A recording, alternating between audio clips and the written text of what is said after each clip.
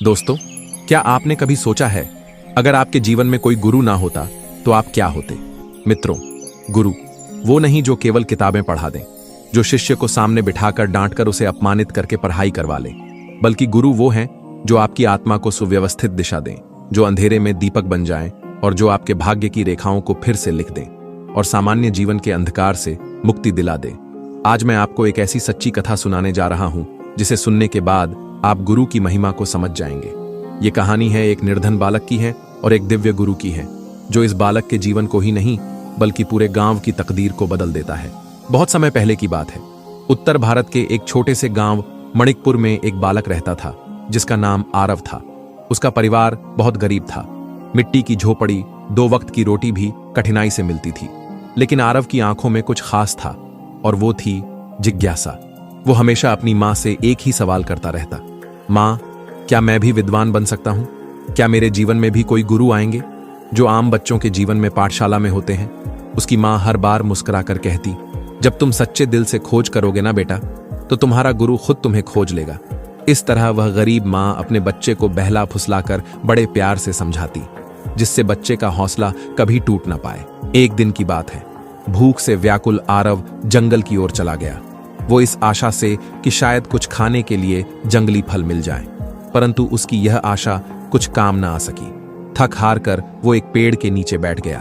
तभी उसकी नजर एक ध्यान मग्न साधु पर पड़ी, जिनकी पहचान महागुरु आदित्य के नाम से थी। साधु के चेहरे पर एक दिव्य तेज था। आरव उनके पास गया और उनके चरणों में बैठ गया। थोड़ी देर गुरुदेव को निहार कर आरव ने कुछ पूछने की हिम्मत जुटाई। उसने गुरुदेव से पूछा, गुरुदेव, क्या आप मुझे अपना शिष्य बना सकते हैं? मैं ज्ञान पाना चाहता हूं। तब एक बच्चे की कोमल सी मासूम आवाज सुनकर गुरु आदित्य ने आंखें खोली, उसे देखा और कुछ क्षण भर उसे निहार कर बोले, हे वत्स, क्या तुम्हें पता है कि ज्ञान का मार्ग बहुत कठिन होता है? इसमें त्याग है, सेवा है और तप है। क्या यह जानकर तुम ज्ञान पाने के लिए तैयार हो? गुरुदेव के मुख से सत्य की बातें सुनकर आरव ने बिना एक पल गंवाए सिर झुका लिया।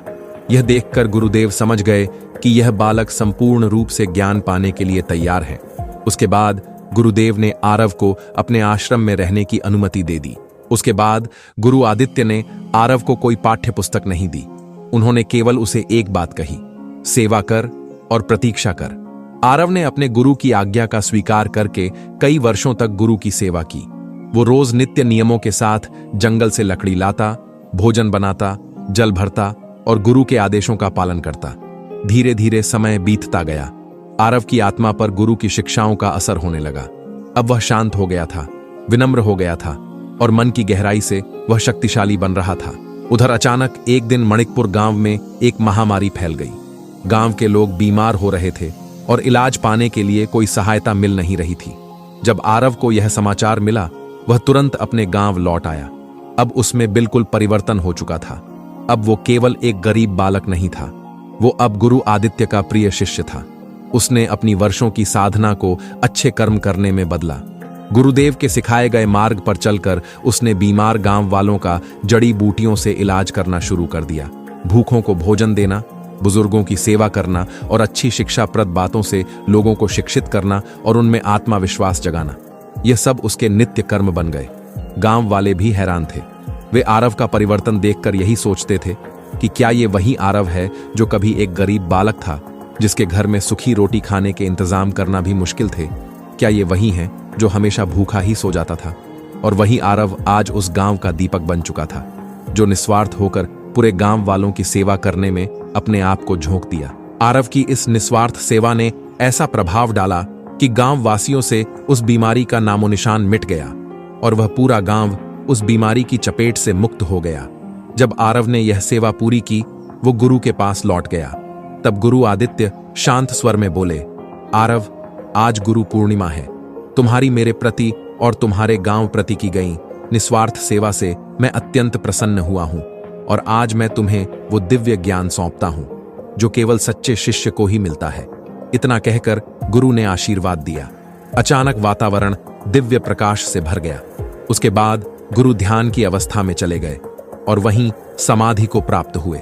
आरव ने उनके चरणों में प्रणाम किया और कहा, मैं वचन देता हूं गुरुदेव, आपकी शिक्षा को मैं हर उस आत्मा तक पहुंचाऊंगा जो अंधकार में है।